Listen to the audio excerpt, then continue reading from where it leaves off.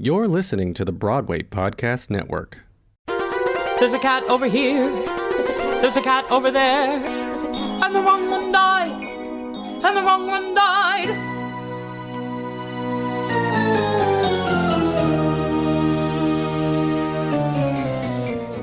Welcome to The Wrong Cat Died, the podcast breaking down the cast atrophy. I'm your host, Mike Abrams, and today we have another amazing guest. This summer, he was the magical Mr. Mistoffelees in the City Springs Theater Company regional production of Cats. Before that, he was Mr. Mistoffelees on the international tour and Mungojerrie in the West End revival of Cats. So welcome, Harry Francis, and thank you for joining me. Thank you for having me. I'm excited to have you here. We're actually live, which is fun. Also makes this way more fun because it's rare that we get to do it these days. Most of this is virtual, but I always got to start at the beginning, the very beginning of your Cats history. Yes. When did you first see it? When was your first experience with it? Like, let's get from the very first time you saw it. So my first performances of Cats were age 6 for my parents, dumping around the living room, trying to be Jacob Brent. So that was my first introduction. I actually remember, I want to say, did Hey Mr. Producer come out first? Maybe that was my introduction where I saw a bit of it on the Cameron Macintosh celebration. But I remember when the film came out, the 98 film came out. And I remember very clearly going to Apollo, which was a bit like Blockbuster. It was our UK video store, and convinced that the first day it comes out, age 6, that this is where I can go and get it. Of course, they had no idea what I was talking about. So I remember very clearly marching my mum and saying, we have to go because I want to see this film. Anyway, we got hold of the VHS and I was obsessed. I watched it day in, day out. My parents must have gone crazy hearing it on repeat in the background. But I was so drawn to its theatricality. I was so inspired by the dancing. But yeah, I was, like a lot of kids, I was just obsessed with it. And yeah, it was, and I've been so fortunate over the years to have met and have worked with so many people who were in that film. And every time I'm always a bit starstruck. So that was my introduction. And then years and years later, I auditioned. I nearly did the show a few times. I was offered a track as a swing in the German production in the tent tour, which I didn't end up taking. But there was always a part of me that was just desperate to do the show. And yeah, so when they had the production on at the London Palladium, and that was the first time I saw the show live, and it felt like living that childhood dream again, seeing the whole show come to life. And I was so sad that it was coming off, and I thought, oh, that's such a shame. I wish I could have been a part of this. And then I was auditioning for something else, and our pianist for the audition walked out of the room, and I overheard him talking to someone else, and he said, yeah, I'm playing for the Cats revival, and yeah, they're going to close the show, take it out of town, then bring it back in again. And suddenly I didn't care about the audition I was about to go in for. Yeah. I think it was Seven Brides, Seven Brothers. Suddenly I didn't care about that. I suddenly thought, all I want to do is be in Cats. So I auditioned for it, and I was auditioning for Mistoffelees, Skimbleshanks, and Mungojerrie. Eventually got the job, but playing Mungojerrie and understudying Skimbleshanks, which was so exciting. However, there was always a part of me that was desperate to play Mistoffelees, especially as that was such a big inspiration to me. But I had the best time playing Mungojerrie in Blackpool, and then we went back to the London Palladium, did a great run there. And then I thought my time in the junkyard was done. I would have loved to have gone back, but I moved on to other things and thought, okay, well, that was a lovely part of my career. And then years later, they were taking the tour out to China, and for some reason they couldn't find a Mungojerrie. And I happened to be doing a ballet class next to where they were doing the auditions, and I saw the casting director. And as I walked out the studio, I got a phone call saying, hey, are you available? Could you come and play Mungojerrie? And I thought about it, and I thought, I want to do the show again, but I want to go back as something else. So I said, look, I would love to come back, but please consider me for something else in the future. And luckily, the guy they had lined up to play Mistoffelees got offered another job a few weeks before starting. And without even auditioning me, they just called me up and said, can you jump in and do it?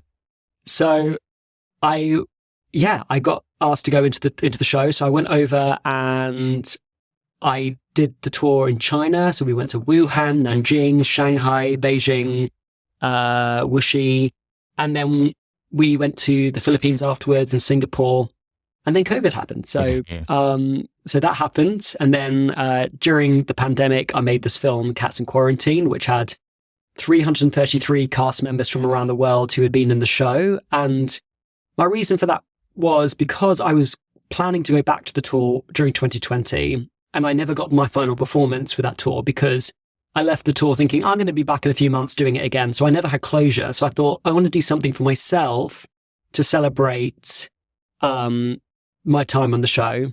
And it was such a great project. It took me 9 weeks to make. So if you haven't seen the film, check it out, Cats in Quarantine.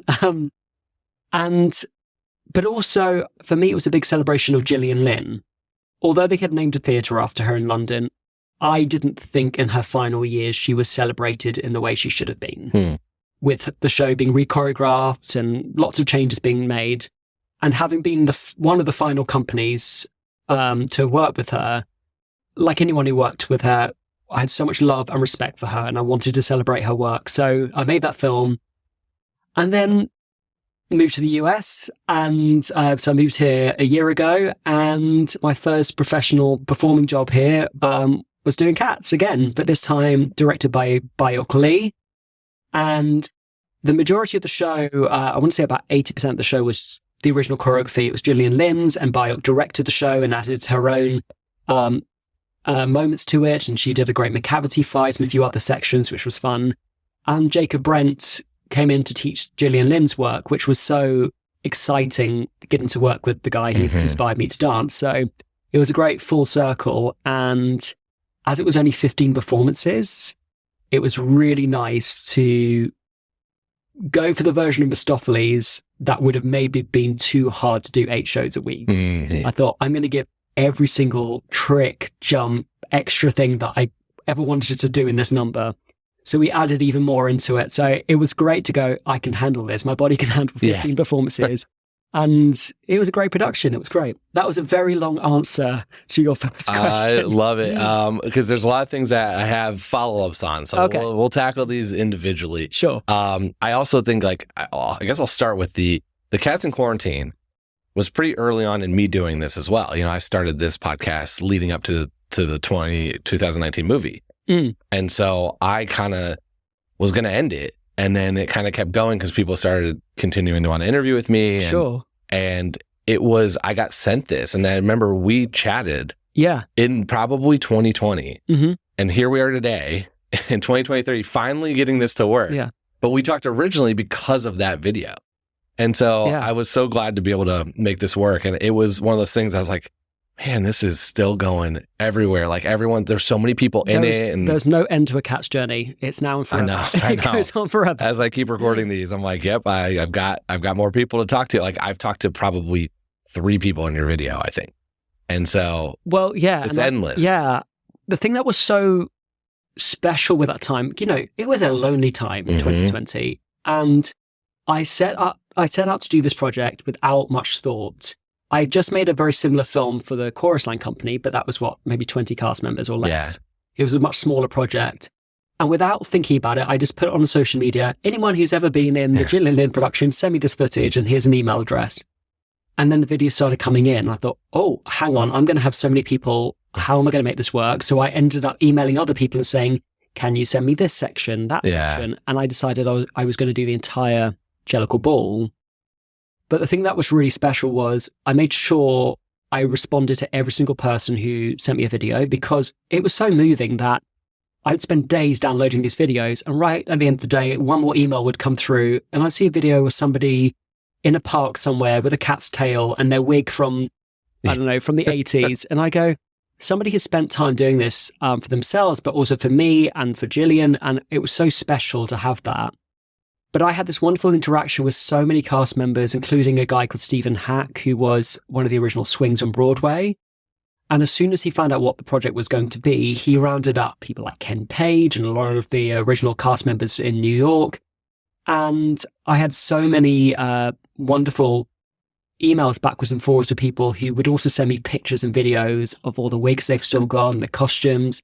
So I made lots of pen pals, basically. And there are still people I meet today in the city that I go up to them. I say, hey, we haven't met, but we know each other because we've spoken and you were in the film. So, I've had a few interactions in New York because of that film. That's so cool. Yeah, I mean, it's one of those things that, like, for me, even hearing someone who's not been involved in it, you know, didn't do it, hasn't danced it, hasn't sung it, but to hear everyone's stories, it's like you get to hear these people reminisce and think back to a time that was really usually powerful in their life. You know, it's like a very intense show. And so you get a lot of like, you become, it's like a family at the end of it. So it's been really fun to like even just hear that as an outsider in of all of those different experiences. This show is so painful and difficult to do if you don't have a great company around you. And I've been so fortunate that every company I've had, you become a tribe, you support each other. And especially the first time where I had a partner, I had a rumble teaser, my friend Georgie Ashford, that's another person, Georgie Leatherland, a different Georgie. You had your support system. So whenever you would do your makeup and stare at yourself in the mirror and go, how am I going to do 2 shows today? You had people around you and we'd lift each other and we'd go out and we'd kill it and we'd do a great show every day. Yeah. And that's what makes the show so special because it's an ensemble piece. Yeah. And it's a tribe. It truly is a tribe. Yeah. Okay, I want to go back to the West End revival because you got to perform with Street Tugger. I did. Which there's not a lot of people that get to say that. And it's a very polarizing piece of the show. So I know you weren't Mistoffelees back then, but I'm curious to like, as you've been Mistoffelees now in other productions, and there is definitely a Tugger Mistoffelees dynamic. Sure. How did that dynamic differ, or did it differ between a Tugger and Mistoffelees when it's the Street Tugger versus when it's more of the traditional Tugger? And Street Tugger is the nickname. It's, more contemporary Tugger. But... I don't really feel like with that version, that relationship was very strong.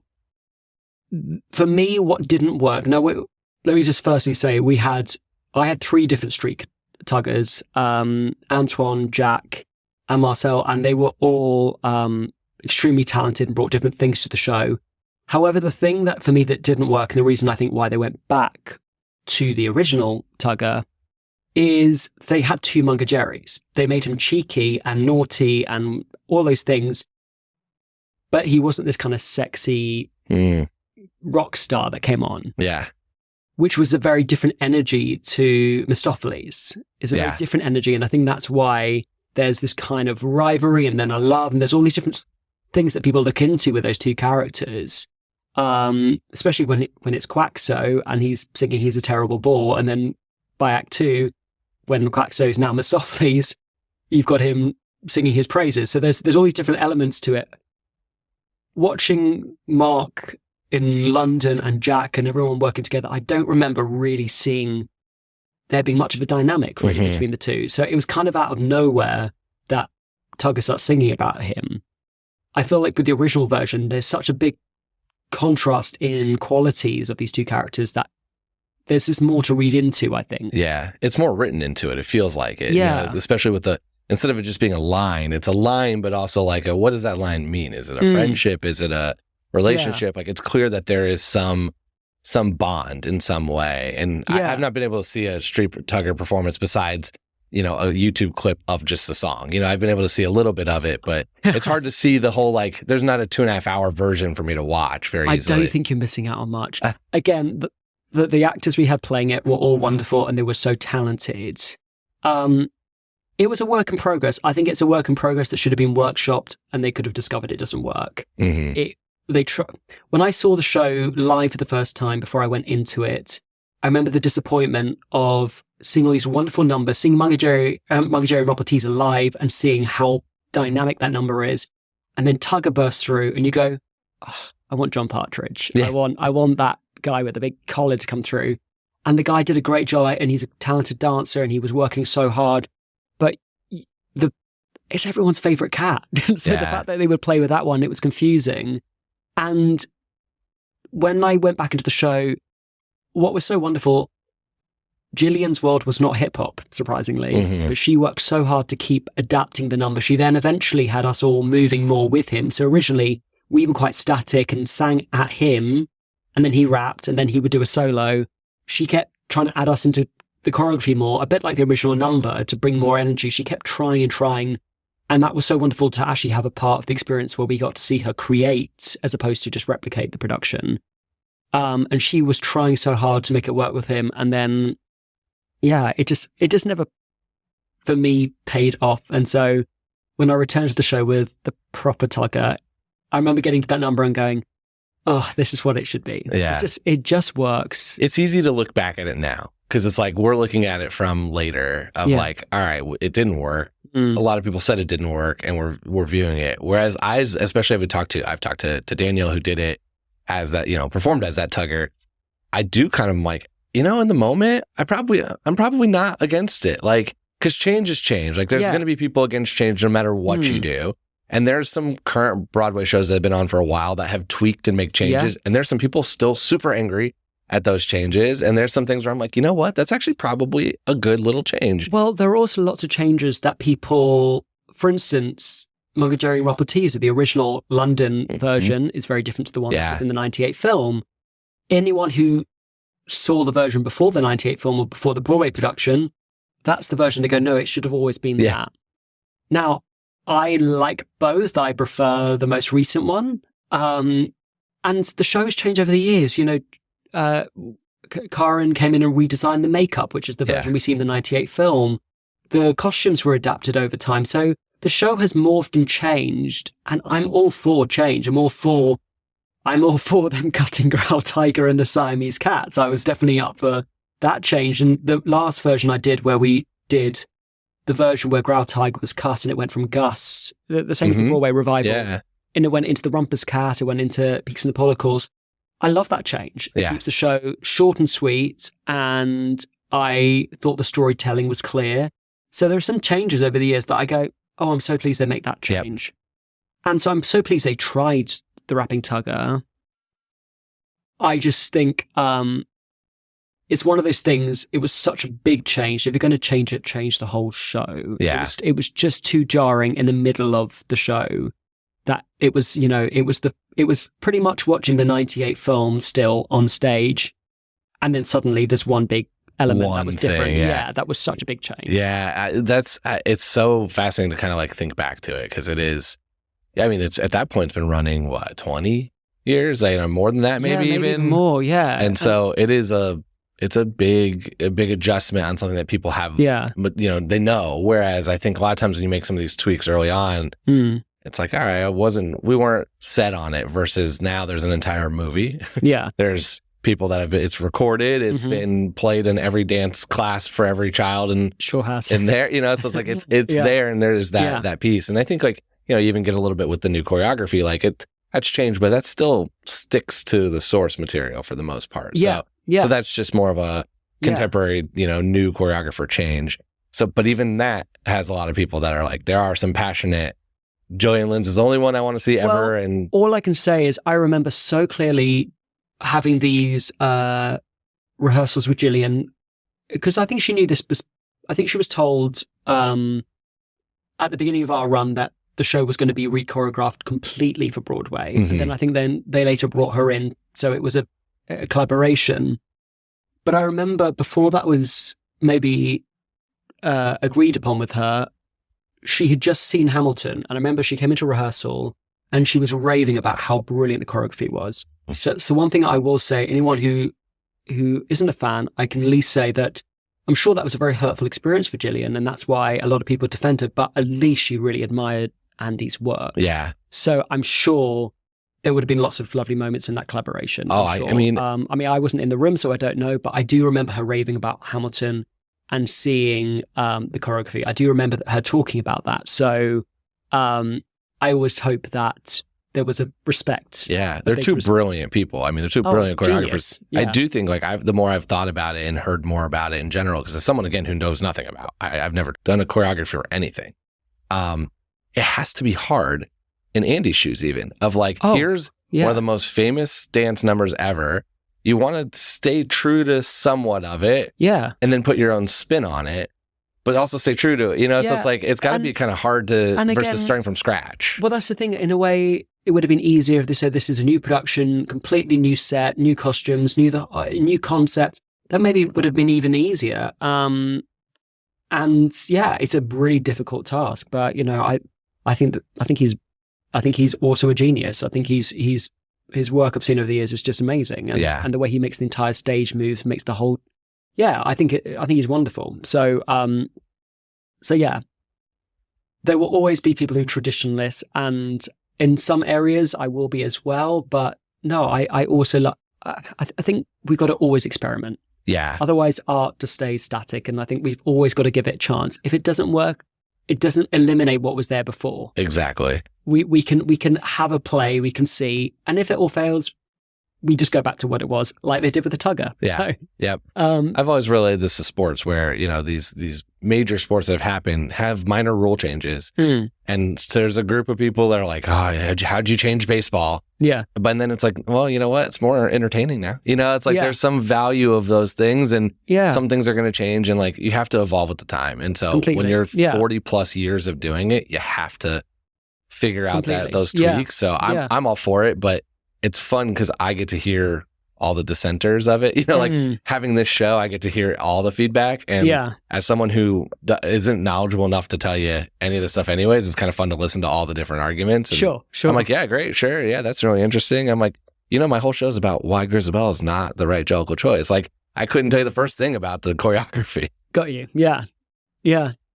So let's talk about the international tour. So you're in overseas. I mean, you're in China, and I've heard a little bit about different audience. Like, you've had extremely different audience demographics, basically, of being in the West End, being overseas, and then being in Atlanta, like outside Atlanta. Yeah. What did you notice about reception? Because, I mean, it's still a widely, like, everyone loves this show. Like, people are coming, are floored by it. But I've heard that there are some, like, nuances to audience, like, behaviors and reactions in the different places you've done it. Well, I would say China was the most interesting because from city to city, because China is so huge, we saw such a huge difference. And we opened at the Culture Center in Shanghai, which is, a very beautiful modern theater that has operas and ballets and touring companies coming in. So they're very used to international companies coming in. And they were a very polite audience. They were very polite, not very loud. At the end, they would go crazy, but throughout the show, you felt like you were in a library. It was like dead silence. Before the show would start, there was just no atmosphere. It was just very... And then our second venue on the tour was Wuhan, and we were in this crumbly, beautiful, but broken down old theater where there was maybe one Western toilet working backstage, and we were going, oh God, what's this place going to be like? And it was the best audience I think we've ever had with the show because it was like a rock concert. Yeah. We came out at the beginning to do, the green eyes, the flashing eyes during the overture. And I remember the place going crazy. I remember during Mistoffelees, all the very basic tricks, like the can that pops out with all the silk, the audience gasping and clapping and cheering. And I felt like, oh, this is like, I don't know, I felt like an audience who weren't familiar with it, who were taking it in through fresh eyes, which was so exciting to perform it that way, where it wasn't people going, oh, I love this moment, or I know this bit coming up. It was people naturally reacting to what they were seeing for the first time. There may be some people there who were Cat fans, but in general, it felt like a very, very real experience, like a fresh, new experience. So yeah, no, it was, for me, that was the biggest difference. West End was lively. It was great. We knew what to expect there. It's such an interesting example of that, because I've thought not that extreme, but when you hear about tours in the US even, we're sitting here in New York where we're, 10 minutes, not even up, we're 3 subway stops from anything you want to see basically, and a bunch of stuff that's amazing that, is extremely high quality, something that's like really offbeat, but you've got every version of theater here. Sure. And then you go to these small towns in rural America, and they get 2 shows a year, 3 shows a year, maybe, and it's whatever's touring, which means that it's been successful enough to have a tour, versus maybe something that's a little bit more edgy and trying here that you can catch in New York. And so I think that I'm curious if that sounds like that's what was happening too when you're traveling out international. It's sure. Like they might not have ever seen this. They probably don't have the VHS.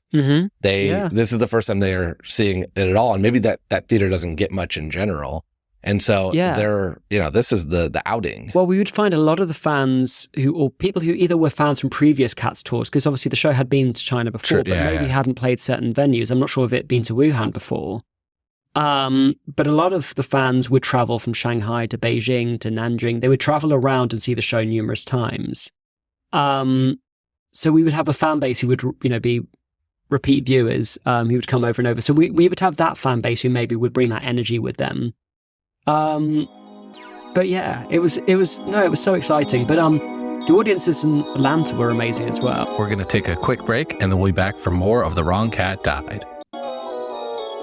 Tell me about Atlanta. Yeah, it was great. It was a great, beautiful, huge theatre, the City Springs Theatre Company, the Byers Theatre, and it's beautiful. It's stunning. It was such a perfect first job in the States, amazing facilities, and the head of marketing asked me for a photo of me as Mistoffelees. So I had a picture I had taken on my phone backstage of my face in the mirror. And he was very, very clever and took this photo from my iPhone and he blew it up and it was on a huge billboard right outside the theatre.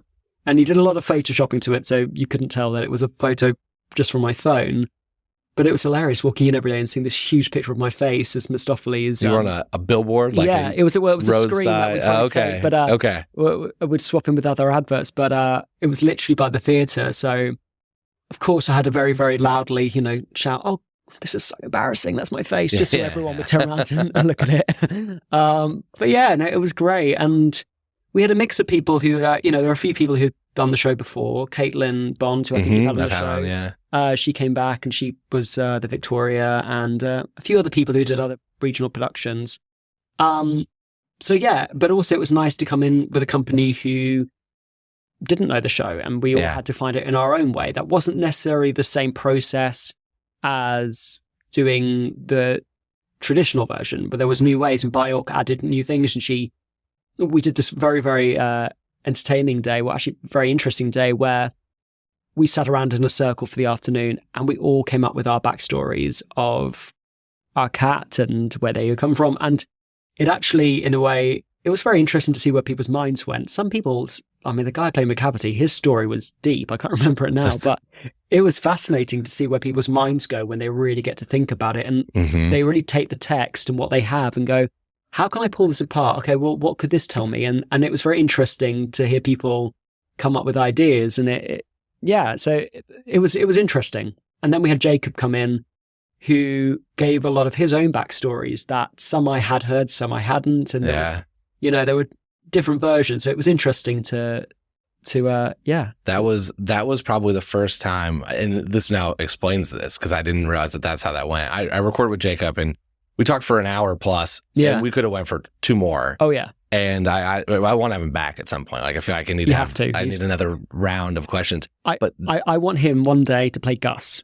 Yes, that'd be full circle. He's ready. He's not ready yet. He's not there yet. Not yet. But I said to him, because when I saw he put on Facebook that he was going to be returning to the junkyard and I was about to do the show, and I messaged him, I said, "Is this the one in Atlanta?" And he said, "Yes." And in my head, because Bioc was directing it, I thought, wonder if he's going to be in it. Maybe he's going to play Busterford Jones. And so I said, "Are you in it?" And then he said, No, I'm going to be, assisting and teaching Gillian's work, which he did amazingly. He hadn't taught the show for 10 years and it's all there. Like talking to him, it's like he remembered everything. And so that was wonderful. But what was I saying? Well, I was going to say that was the first time I had been tipped off of I've been doing this for 4 years now. I mean, over 4 years now.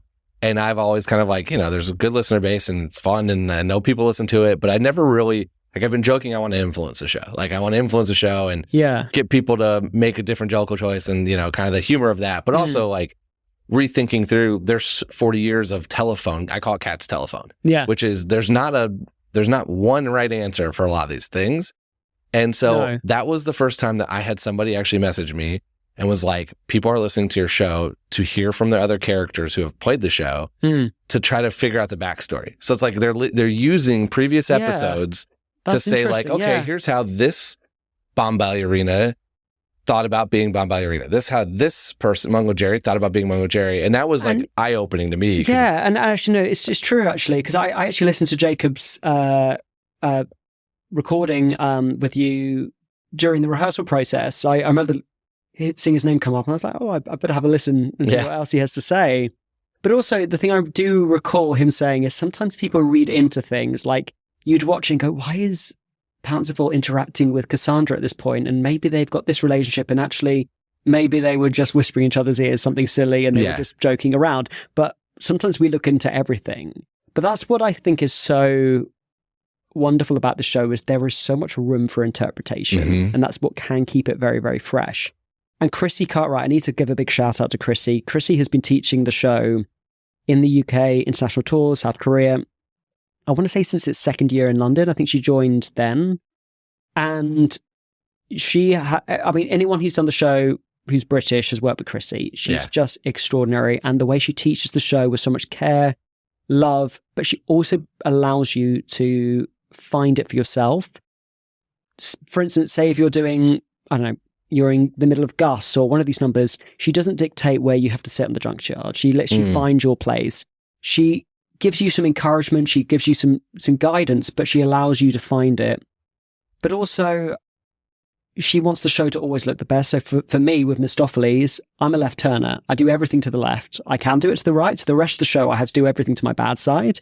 So I can do it both sides, luckily. But it got to the Mistoffelees number and I said, can I turn to the left here? Can I do my coupe jetés around the stage? Can I go to the left? And she was like, yeah, let's change it. So she allowed me to change the number. So I think I'm the only person from what I can see, who has done pretty much the entire number on the opposite side, because she wants the show to always look as best as it can. So I have to give a big shout out to her. But she really, she gives you the information on each character, but she does give you the space to discover it for yourself. So my Mungojerrie was very different to Ben Yates, who was just before me, who was wonderful. And it's different to other Mungojerries I've seen. My Skimbleshanks was very different from Evan, who I understudied. He played at Welsh and he was wonderful. And I played mine a little bit more like Rex Harrison, very, very clipped, and I guess probably sounded like Stewie from Family Guy. So Chrissy really has looked after the show beautifully for so many years, but she allows that space and she allows that interpretation. So there is no right or wrong answer, but sometimes it's interesting for someone to plant those thoughts in your head because it makes you go, oh, I've never thought of it this way. And I mean, the question I've had a million times is, Mungojerrie and Robert Teaser, are they siblings? Are they flirting? I mean, our version was definitely very flirty and that kind of way. So we try to not see them as siblings. But I've also seen versions where they are more like, brother and sister having a bit of banter and playfulness. So yes, there's lots of interpretation. Well, and I think there has to be, and I think that's like, I firmly believe that's why the show is so successful, is because it isn't so, this person has to go and do it this way and this thing at this moment. Like there is enough space that you get to, like the core doesn't change, but there's enough that you get to have fun and you can do it 8 times a week without it being a complete drain. And have those tweaks. And then it's also, I think it's what adds to the lure, because you get a lot of conversations that you probably don't get if you don't have like our Bomb and Demeter sisters or not, or friends or not. And there's like a pretty mixed bag on some of these thoughts of what they are. And it's coming from one book, a poem. There's not that much written word on it. Like there's not an answer for that, unless someone who originally created it in the 80s decided to, I'm going to add, here's exactly what I did. I firmly believe they didn't think through most of those things. Like no one thought that. There's a lot of questions I've asked that I'm convinced nobody thought about when they first did the show. And that's okay. And that's what makes it fun. Completely. And it keeps it interesting for so many fans who watch the show over and over, because there will always be new dynamics. Yep. And, actually, in a way, I said about the street tugger being more like a Mungojerrie because he was cheeky. When Antoine was still with the show in rehearsals, who had been in the production just before the Palladium, I remember doing all the improv sections and having so much fun with him on stage, because that's why there was a different interaction, because you suddenly had two people who were very cheeky, who wanted to mess around. We wanted to tie people's tails to the set, and we had two people who were very naughty, as opposed to Tugger having a different energy. But, I think for fans to, or audience members to see the show and just look in for new dynamics, and I think that's what keeps it interesting and why the show will always be different. I went to see the show, the last time I watched the show was in South Korea. My girlfriend is she was the Rumble Teaser on that tour that also went to Taiwan. And it was just before I did the show in Atlanta. And it was so wonderful with some space to go back and rewatch it. And again, people brought their own energy, their different flavor to each character, and it was so interesting to see that. And I remember at one point someone said to her, "Oh, you should play it more like this." And I was thinking, no, why should you have to play it like this? Just because you liked the way somebody else did it?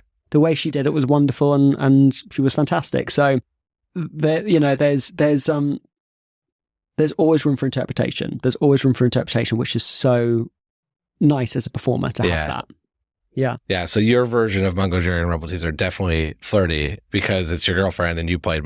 Well, she wasn't. I know you didn't do it together, but yeah, I always thought it was that. Yeah, and yeah, because also there's loads of bits in choreography where he's checking her out. So I never saw it as a sibling thing. The only thing that makes you think that is maybe because they look similar, the same makeup. But yeah, my thing is people always, I don't know, there's just saying that people say you end up being attracted to someone who has something about them that might be looking like yourself. There might be I've heard people say that before, and you go, okay, maybe that's why they're drawn together, as they look similar. But I'd like to think that they are not siblings. There's a bit more flirting involved and cheekiness. The most recent people I've talked to who have done that have all said that.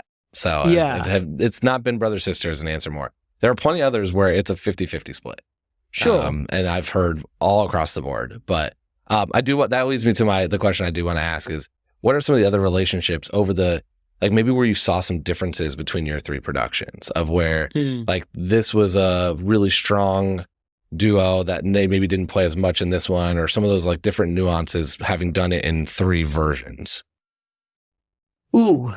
I'm just trying to think because, well, I can talk about, from my point of view with Tugger, obviously, I mean, as Mistoffelees from the international tour and in Atlanta, there was definitely more in the recent one. We had Spencer Dean playing Tugger in Atlanta.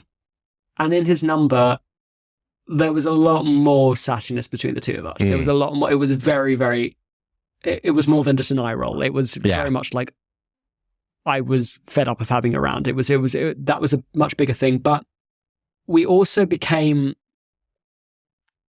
the Mistoffelees number became more of a double act in many ways because we interacted a bit more in the combination, and there were a few more moments where he would be involved. So it was very much like we were raising each other up as opposed to suddenly Tugger, which I always find it out of place. He's so narcissistic, and then suddenly he completely hands it over to Mistoffelees. And for me, a nice moving moment, if it works, is when old Deuteronomy appears and you think he could easily take credit. Yeah. And he goes, a cat so clever as, and he points over to magical Mr. Mistoffelees. And I used to always play that as, is he going to give it to me? And if not, it's fine because he's humble and he won't take, but he gives that moment, and it's a lovely turning point for Tugger to kind of say, no, this wasn't all me. I brought him here, but he's the person who saved you, and he's the one who saved us all.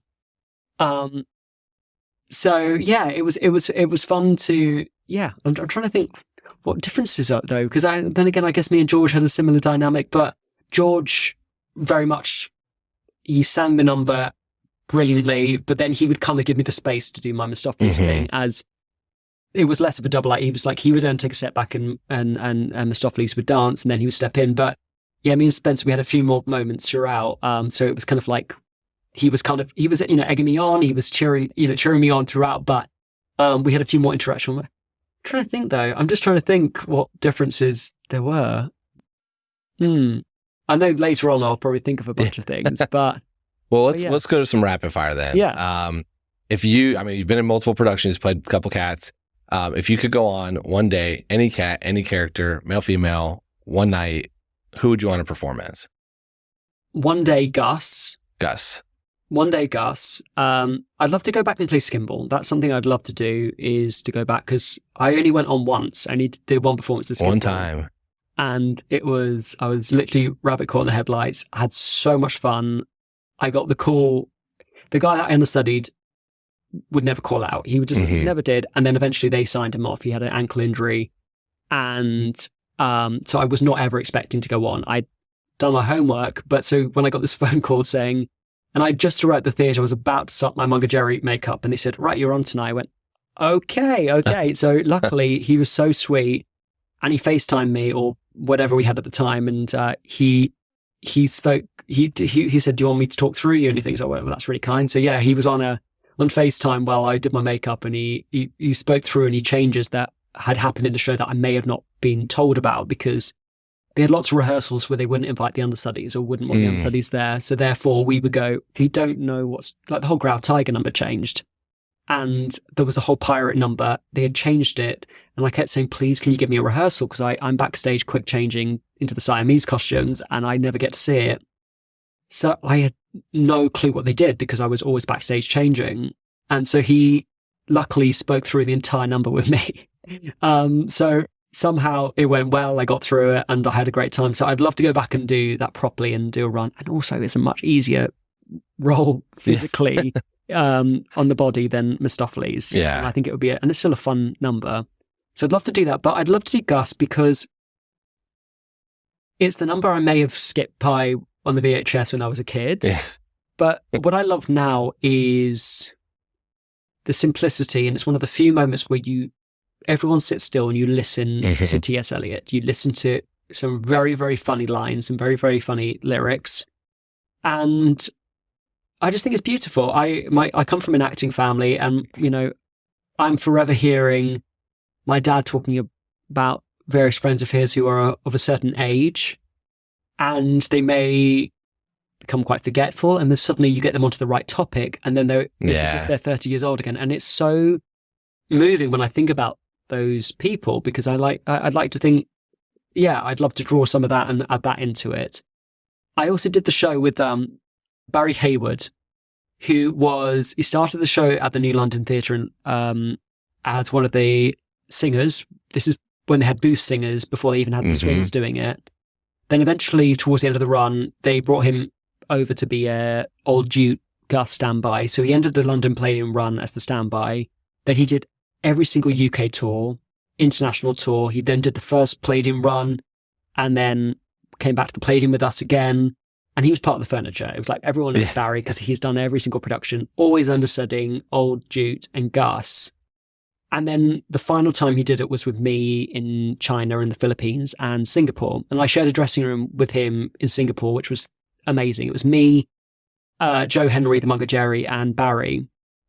And his Gus, although he brought lots of his own thoughts and ideas to it, whenever he would do something, I go, I love the way you do that. That's really funny. Or the way you hold that and it always gets a big laugh. He'd always go, oh, I can't take full responsibility. Tony Timberlake did that. Or, this person did that. And he would list of all the people over the years he's understudied, and he would always give them credit to the moments. But his version of Gus over the years was drawing in from all the wonderful other actors he had seen, and plus his own flair on top. And it was so beautifully moving. It was the right balance. It was no impersonation. It was his own, but he had drawn all the others. And I feel like over the years, I've seen my fair share of Gus's. So I feel like there's a few things I'm like, oh, I know these bits work. So I'd love to have a go at that. You'll be ready. One day. Yeah. One day. Yeah, I think the 98 movie part's really interesting too, because it's a little, as a kid especially, probably easier to skip over. I think it's also a little different because the Gus was very old, famous. He was blind at the time. Like it is much more of like a Gus John Mills, John Mills, but Gus in like Gus's element. Like it was like a much more true, this guy's on his last leg. He died shortly after, I think. So it is a very different than like, you get a young theater performer who, not young, but like someone who's still with it enough to be able to dance and do that. Whereas he pretty much walked up there, sang and song, and then they sat him back down. And he was, when I look back at it, it's such a beautiful performance. Yeah. It's so real. It's so real. And that's what's so wonderful about it. It's him in a cat costume, but it's John Mills being of an actor of that caliber, that age. And it's so beautifully done. But yeah, I think at the age that I first watched it, I just wanted to see the Jellicle Ball, and I wanted to see Tugger come back on, Yeah, so, definitely. But I do, I think it's and I've seen some wonderful performers do it over the years. And the audience always gets, the energy changes. I think they start and they think, oh, what's going to happen? And by the time he comes back on to sing again, or they think he's done and he has one more thing to say, the audience always laugh. They're always, no matter what language I see the show in, they're always won around by Gus. He's got so much heart and so many people identify with Gus, whether that's them personally or they have a grandparent or they know somebody. And it's a really moving moment. So I think one day, hopefully not too soon. I don't think I look quite old enough just yet. Maybe a lot. You got some time. You got some time. But I'm convinced the show will still be going by the time you're ready to do it. I hope so. It will. I don't know what form it will be in at that point, but I hope so. I think it'll be a lovely full circle one day. So, who are your favorite and least favorite Cats characters? Take out performers. I'm going to say Mistoffelees is a favorite. Okay. I'm going to say that as a favorite, but that's mainly because it's a common answer. It's not. Yeah. There's just something otherworldly and magical all the way through. Love Rumpelteazer. Do you love Rumpelteazer? There might be some influence. I love that. Jenny Anydots. Yes, there is some influence on that. Yes, Jenny Anydots is always adorable and so much fun. It's got to be Tugger. Everyone loves Tugger. Yeah, real Tugger. The and what about dislike? Dislike Genghis, because it just was very inappropriate. The leader of the Siamese cats. Okay. So definitely that, because that always felt uncomfortable doing. Yeah. So I'm glad that version is no longer being done. Do you know what? I don't have a least favorite cat. I think that they all bring something to the show. And that's the thing is, we have done cut shows where you have to cut one of the twins or you have to cut something. Every single person in every production I've done, even if the show goes ahead and it's a wonderful show, the show will be different if that person isn't on stage. Yeah. And every character brings an element, whether that's Alonzo, who's a bit more, snooty and a bit more stuck up, or you've got Cassandra, who's elegant and mysterious. Whoever it is, they bring something to the show. That character is very much part of the tribe. So there's no one I dislike. So the way I look at this question, because I agree with you, I think that they all have a place. But I look at it as like, you got your family. Which is the one that who's the family member who kind of who kind of bugs you a little bit? Like just personality, one has to kind of not, that you need them, you love them still, but which one is like, all right, I've had enough of this cat for tonight. The one I think you can kind of get rid of is Bustopher. Yeah. Okay. Because he interrupts the party for a moment, then he disappears. He doesn't bring anything else to it. He's not there at the end, obviously because that actor becomes someone else. But he just comes in for his moment and then disappears and goes off to another tribe to eat food there and, but he comes in and he shows off and then he leaves. So for me, he's sort of a lovely character that everyone loves having around because he's a bit of fun, but he's one I think you could also, if you had to cut a number, you could cut that quite easily. He was cut from the cruise. So I think I heard that. Yeah. Not originally. I think they did the full thing, but then they had to, they realized that you can't have an intermission in a show no one pays for. Which makes sense. Yeah, so it does make sense. Favorite song? This is going to be a weird one. I actually love Old Deuteronomy. Okay. But mainly the instrumental version in the ball. I love the vocal areas of it. I love the way the cast sing, and I love that moment. But there's something that I always find, it takes me back to my childhood, is hearing, and it's the ballet section that the Constable of Kabakati do with Mistoffelees. And every night I'd love dancing to that because it felt like I was jumping back into my 6-year-old mind hearing that. But it's just something beautiful about the way that's played. And then, the movie version where they played it with that huge orchestra, hearing that music being played like that. For me, it's that. As a full number, there's lots of wonderful numbers. I do love Mungojerrie Rumpelteazer. I think it's a great number. But for me, that piece of music is the bit that always moves me. I think it's a really beautiful melody. So I do love the Old Deuteronomy melody. Yeah. All right. Most important question. I've argued at length.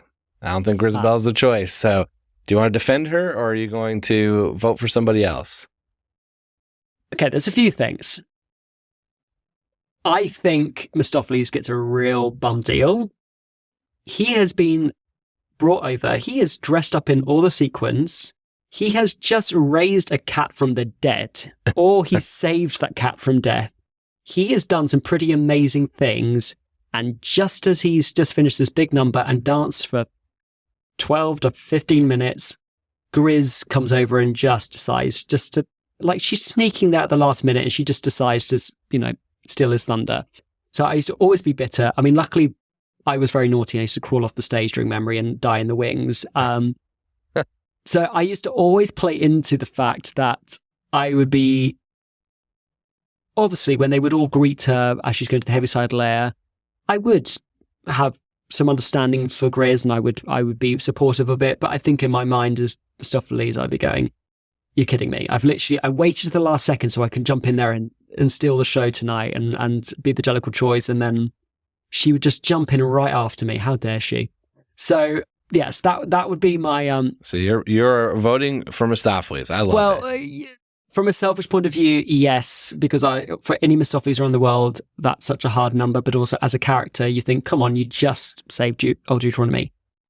However, putting that aside, putting the selfish side section aside, or side of myself aside, I would go for Gus because he's not. I don't think he would expect it. I think he's such a sweet soul who has lived his life, and he celebrates his life, and he'd be very happy to say that was a wonderful life I had and disappear. But I think because of that, I think he deserves a second opportunity. I just don't think he would be desperate for it. He wouldn't do anything to make it happen. Yeah. If anything, he's kind of encouraged by Jelly. She brings him out and she sits him down and she starts to tell everyone, it's like, no, you need to hear about him. Yeah. And I think even years before, even if he was, a younger version of himself, I don't think he would, unless people really egged him on and said, come on, they would take him to the pub, as they say in the song, and he would sit around and he would start telling his stories. I think he would be the person who would go, oh, yeah, I've done a few plays, but, he would be humble. Would, and I think it takes someone to go, no, come on, you have something to add to us, you have something to offer. And so I would still go for Gus. I think Gus, and I think when we did the show in Atlanta, hearing Jacob talking about it more often, I was more persuaded. I thought, actually, yes, Gus would be a great choice. So I keep tallies. Am I putting down Mistoffelees or Gus for you? Put Gus down for me. Okay. I can put 1A, 1B, but I'm keeping a running total, and I'm keeping track, and I'm happy that Gus is catching up. Yeah. Do many people stick to Grizz? Oh yeah. I mean, she has half the votes. She has about half of. I mean, it's difficult because I look after Gus. Obviously Grizz would be the other choice. But that's my opinion. However, for the show to work, it has to be Grizz. So I'm going with Gus, but I understand the format of the show. It has to be Grizz because it gives you hope for redemption. Yeah. Any mistakes you've made in your life, and I'm sure people have gone into detail about all the backstories on Grizz. Totally. You've heard everything. I get the Grizz story. There's no doubt that it was written. It's not someone didn't just decide randomly to pick one. Like there's an arc for this. It doesn't make me happy. Do you know the story about the opening night in London? No. So there was a bomb scare at the theatre. Do you know about this? No, I don't think I have. So it was just during the IRA bombings, and there was a bomb scare. They got a call saying, we believe there's a bomb at the New London. I think that I may be getting the story slightly incorrect, but I'm pretty sure this is all right. And this was happening during Act 2, and they were thinking, right, we need to evacuate the building, but we're so close to the end, the critics, the audience, they need to hear memory. As soon as we get to the end of the show, we tell everyone to leave the theatre straight away. And they just said, if we don't get to this moment, we've got no show. We're not going to have a hit. They have to get to memory because it's the big turning point. And anyway, they get to memory. The place erupts, goes crazy. Elaine Page, wonderful, wonderful. And as everyone runs off stage at the end of naming of Cats, addressing of Cats, they call Brian Blessed aside, who was playing Old Deuteronomy. They said, right, as soon as the curtain call's done, you have to stop everyone and say, please evacuate the building. We need to stop straight away. Anyway, the cast come out and they do their bows one at a time. Bill Bailey, Cassandra, whoever. And Brian Blessed eventually runs out and the audience are cheering and he puts his hands up to say, stop clapping. And they shout and cheer and clap even more. And he puts his hands up again and eventually he stops them. And by this point he gets silence. He doesn't know what to say. And he just says, there's a bomb in the building. Everyone get out. Oh. Brian Blessed is dressed up as a cat and he shouted, there's a bomb in the building, everyone get out. And then of course there's panic and everyone starts running and screaming and running out the building. So that was the way the opening night went, but they had to get past memory. Jeff Shankly, apparently, who was the original manga strap, left the theatre in his cat costume and thought, well, I'm not going to go to the opening night party now. So he decided to get in the car, apparently in his cat costume. He went home and then he came back the next day and returned his costume. So apparently that's how the first night went, but it was so important for them to get to memory otherwise. And the thing that's interesting with this show is people talk about the I Want song in a musical. And for anyone who doesn't know what that is, that's Cinderella sitting on on a piece of wood somewhere singing My Own Little Corner, or Eliza singing Wouldn't It Be Lovely? It would be the hope song. It's the song of what would I like by the end of this show, or what does this character strive for? Cats is full of I am songs. And that's the biggest difference with this show compared to lots of others. There's not necessarily an I Want song, but Grizz has the storyline that has a finish to it. And she has the, beginning, middle, and end. She's come in, you see that no one wants her there, you see that she sticks it out.